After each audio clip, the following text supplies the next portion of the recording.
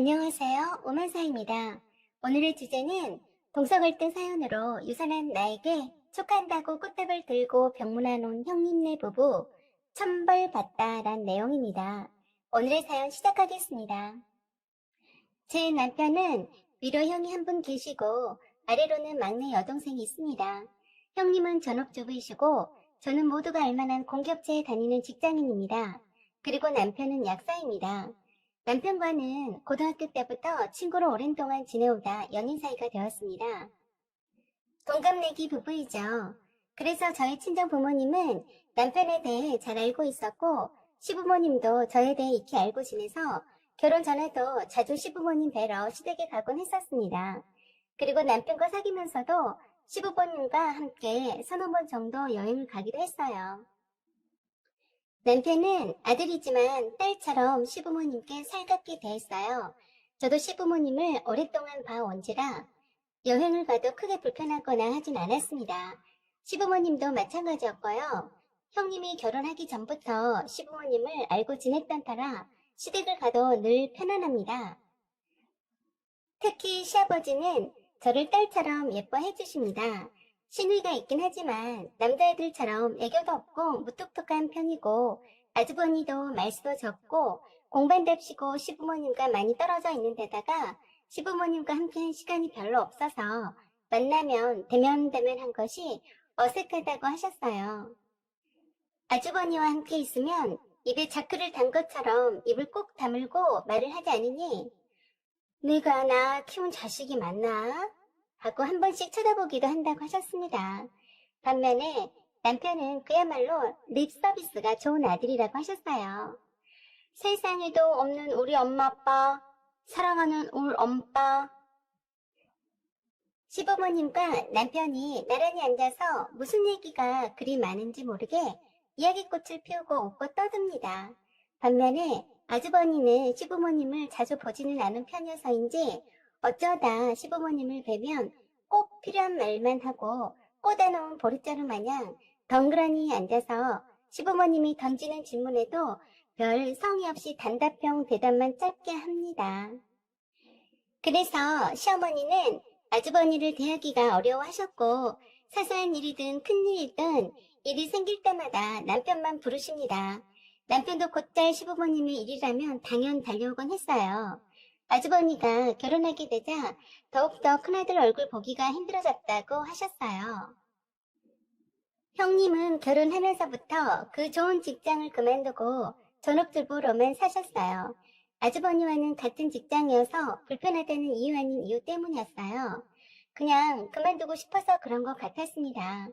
아마도 다른 속사정이 있더라도 어려운 시부모님께 일일이 다 말씀 못한 부분도 있었겠죠. 형님도 아주버니처럼 그리 밝은 성격이 아닌 듯 했어요. 딱 기본적인 것만 하는 스타일이었습니다. 시부모님이 말씀하시기를 명절과 생일 때 외에는 얼굴 보여주는 일 없었고 결혼 후 한 번도 전화한 적 없어서 어쩌다 한 번 볼 때는 내 며느리가 맞나 하고 얼굴 잊을까봐 쳐다보곤 했답니다. 사촌들 결혼 소식이나 친척 어른들 부음을 전할 때도 아들네에 전하는데도 주저가 될 만큼 왕래가 없었다고 했습니다. 그래서 늘 남편을 통해서 전하기도 하셨다고 했어요. 그리고 형님은 시부모님을 대할 때 불만이 있는지 어쩐지 무표정한 듯 해서 며느리라도 어디가 불편한 것인지 신경 쓰이고 말 한마디도 조심스럽다고 하셨습니다. 모처럼 만난 김에 사는 얘기들을 이렇게 저렇게 나누고 싶고 별일은 없는지 궁금도 한데 며느리 안색을 먼저 살피게 되더라네요. 특히 큰아들인 아주버니의 근황도 알고 싶어서 물어볼라 치면 너무도 성의 없게 그냥 잘했다라고만 하고 말아서 더 이상 물어볼 수가 없다고 했어요. 며느리가 첫 손주를 낳아서 시부모님이 병원에 축하하러 갔었답니다. 시부모님이 수고했다고 하시면서 현금 50만 원을 두고 오셨다는데 그 다음날 웬일로 병원에 있는 며느리가 시어머니께 전화를 다 했나 싶었는데 다짜고짜 그러더랍니다. 어머니 50만 원 돌려드릴게요. 제가 거지도 아니고 어디에다가 납부끄러워서 누가 알까 싶네요. 어머니가 평소에 저를 못마땅해 하시는 거 알고 있지만 어떻게 첫 손자 안겨드렸는데 50만 원을 던져주고 가세요? 남들은 며느리가 안 이뻐도 손주가 이쁘다고 몇백만 원씩, 아니 1,000만 원 단위로 주고 가신다는데 너무하세요. 갑자기 따뜻듯이 물어뜯을 듯 하는 소리에 깜짝 놀라셨대요. 그리고 따발총처럼 쏘는 듯이 말하는 모양새를 보니 또 한 번 놀라셨다고 했습니다. 쌍으로 말수가 적어서 원래 그런 성격인가 보다 생각하셨다는데 말도 야무지게 잘하더라네요. 그러면서 자기 할 말만 하고서는 대답도 듣지 않고 감히 전화를 뚝 끊더랍니다. 말단 행정공무원으로 재직하시다 퇴직하셔서 평생 근금 전략이 몸에 배이신 시부모님께서는 대학교 공부까지 지원해주시고 결혼은 각자 벌어서 하라고 늘 교육을 한 터라서 장남이 결혼할 때도 신혼집 얻을 때 전세금도 보태주지 못했다고 하셨어요. 대신에 자식들한테 손 벌리지 않고 나중에 병원 신세 지더라도 자식들 힘들게 하지 않기 위해서 노후 대책을 철저히 해놓으시려고 노력하셨다고 하셨습니다. 그리고 다 큰 자식 대학교까지 지원했으면 되는 것이지 신혼집 장만까지는 아닌 것 같다고 하셨습니다. 넉넉한 집안이라면 노후 걱정도 하지 않아도 되고 기분 좋게 신혼집도 장만해줄 수 있으면 좋으련만 그렇지 못해서 안타깝다고도 하셨습니다. 아마도 형님네 신혼집 장만할 때 형님네 친정 부모님의 도움을 약간 받으신 것 같다고 하셨어요. 그것 때문에 약간 불만을 갖고 있는 것 같다시며 속상해 하셨습니다. 저희네 부부가 결혼 전에도 미리 말씀해 주셔서 시부모님께 처음부터 신혼집 장만에 보태달라는 기대는 하지 않았고 미리 모아두었던 돈과 대출 끼고 양가 부모님 도움받지 않고도 가능했어요. 예물은 넉넉한 저희 친정 부모님이 남부럽지 않게 해주셨어요. 명품 고급 시계와 신랑 양복과 한복, 그리고 남편 차가 여식 오래되어서 고급 중형차도 사주셨습니다. 반지도 2캐럿짜리 다이아 반지였고요. 그래서 시부모님이 보답의 의미로 저에게도 2캐럿짜리 다이아 반지와 목걸이 풀 세팅으로 해주셨어요. 친정 부모님이 예단비를 넉넉히 준비해 주셔서 시부모님이 구색을 맞출 수가 있었다고 하셨어요. 저희네가 결혼식 준비로 바쁠 동안 아주버니는 단 한 번도 형이면서도 동생이 결혼식 준비는 어찌 되어 갔는지 묻지도 않았다네요. 결혼식장에서도 자잘한 신경 쓸 곳이 많은데도 남편 친구와 사촌들의 도움을 받아가며 진행했었어요. 그래도 장남인데 친척들 관계를 잘 알고 있는 아주버니가 나서서 지휘해주면 좀 더 수월하고만 동생 결혼을 동네 불구경하듯 하길래 부탁도 하지 않았다는군요. 물론 시부모님이 나서서 많이 거들긴 했지만 친척들 인사하느라 바빠서 다 챙기지 못하시더래요.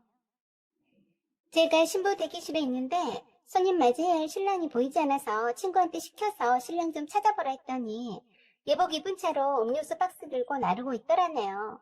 조금 후에 화장한 얼굴에 땀으로 얼룩져 있는 모습에 다시 화장 고치러 가고 정신이 없더라고요. 결혼하는 날에 여유있게 신부 옆에서 사진도 찍고 있어야 할 주인공이 땀 뻘뻘 흘리며 결혼식을 진두지휘하느라고 정신없어서 제가 물었죠.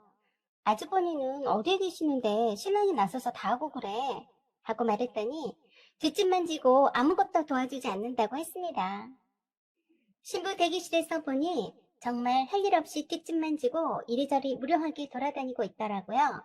조금 후에 형님이 신부 대기실로 오셔서 다이아 풀 세팅한 저를 보시고 가셨어요. 친구들이 오고 가는 말 속에서 시부모님이 이물로 다이아 반지와 목걸이 귀걸이를 해주신 걸 알게 되었어요. 결혼식이 습기 끝나고 식사하는 자리에서 갑자기 형님이 엉엉엉 울기 시작했어요. 그것도 친척들이 모두 다 있는 테이블에서 시부모님이 들으란 듯이 울어 제끼더라고요. 저희네 부부는 한참 인사드리고 신혼여행을 막 떠날 참이었습니다. 왜 그런가 하고 모두들 이목이 집중되었어요.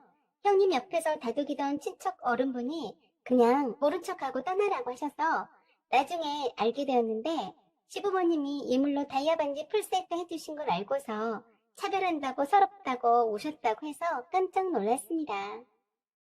아니 결혼식장에서 이 무슨 추태인지 자주 보진 않아서 어떤 분인지는 잘 모르겠지만 좀 피곤하겠다는 생각이 들더군요. 그저 시부모님이 해주신 거는 알고 보면 저희 친정부모님이 남편 예물과 예단비를 해주시니까 해주시는 건데 막말로 형님은 친정 쪽에서 신혼집 장만으로 도움을 받아서 따로 아주버니의 예물과 예단은 생략하셔서 시부모님이 알아서 입문하라고 2천만 원 주셨다고 했습니다. 아무튼 남편과 저는 신혼여행지에서 형님네 소식을 접하곤 매우 속이 상했어요. 저희네 부부는 여건상 강원도에 2박 3일의 짧은 여정으로 신혼여행을 다녀왔어요. 시부모님 뵈러 가는 길에 형님께 전화를 드렸어요. 실행해서 돌아가는 길이니 시부모님이 계신 시댁으로 와주십사고 말씀드렸었죠. 그랬더니 시큰둥하게 전화 끊더니 한참 뒤에 남편 핸드폰으로 아주버니가 전화를 하더니 어디서 감히 윗사람 보고 시간방지게 오라가라 하냐고 하면서 볼 일이 있으면 직접 찾아오라고 했다고 하더랍니다. 남편은 아주버니와 부딪히기 싫어서 알았다고 하고 바빠서 찾아갈 것까진 없다고 하고 끊었답니다. 완전 신경질적이네. 어이가 없네. 하고는 더 이상 꺼내지 않더라고요. 시부모님이 왜 아주버니네를 불편해하는지 알겠더라고요. 그 뒤로도 부딪힐 일은 없었어요. 워낙 두 분이 예민한 성격인 것 같아서 되도록이면 부딪힐 일을 만들지 않았거든요. 시부모님 생신 때도 형님이나 아주버니가 먼저 나서서 부르지 않는 이상은 연락하지 않았고 따로 만나서 챙겨드렸고요. 명절 때가 돼도 저희네 부부가 시댁에 제일 먼저 가서 편안하게 내 집처럼 지내고 있으면서 시어머니 도와서 음식 장만하고 있으면 오시더라고요. 그리고 저도 형님이 불편해서 따로 나와서 개인적인 얘기를 하지도 않았고 시부모님과 남편과 아가씨와 즐겁게 대화를 나눈 것만으로도 시간 가는 줄 몰랐거든요. 제가 친정부모를 잘 만난 탓에 경제적으로 어려움 없이 자라서인지 멋내기 좋아하고 화려하게 꾸미는 걸 좋아합니다.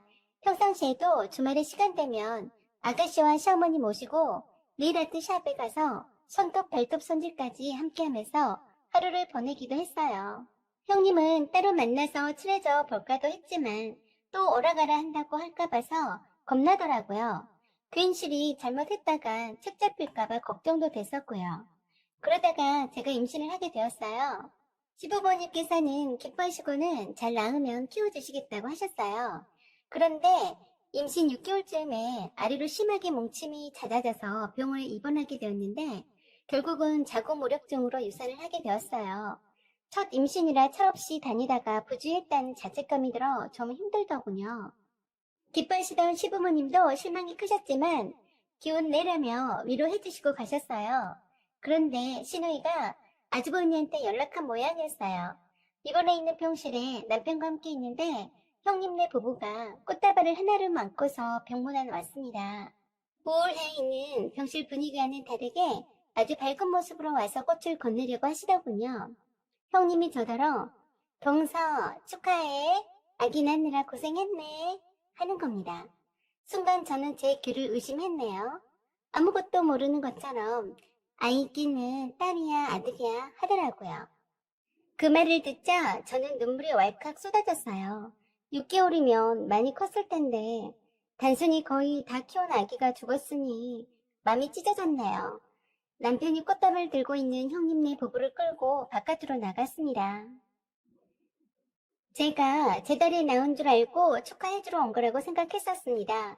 그런데 나중에 시누이가 말하기를 이상하네. 내가 분명히 큰오빠한테 올케가 유산했다고 한번 내다보라고 했는데 그래서 온 거 아니었어? 하고 갸우뚱했습니다. 저는 그랬네요. 설마니 알면서도 모르는 척 축하한다고 꽃다발까지 사왔을까? 하고 그럴 리 없다고 했습니다. 정말 그랬다면 그건 인간이 아니니까요. 그런데도 시누이는 거 참 이상하네. 이해가 안 가네 하더라고요. 그래서 제가 그랬습니다. 아가씨 말을 잘못 흘려듣고 그랬겠지. 만일 정말로 알면서도 그랬다면 유산을 축하러 왔단 소린데 만일 그렇다면 하늘에서 알아서 천벌을 내려줄 거야. 그러니 두고 보자고 했습니다. 형님은 애를 둘씩이나 낳아 키우고 있는데 뱃속에 10달 키워야 낳을 수 있다는 걸 모를 리 없었고 제가 아직 어림잡아도 6개월밖에 되지 않는다는 걸 알 것도 같은데 좀 이상한 생각이 들었습니다. 아무튼 저는 그렇게 다음 임신을 위해서 자궁무력증 수술을 받았습니다.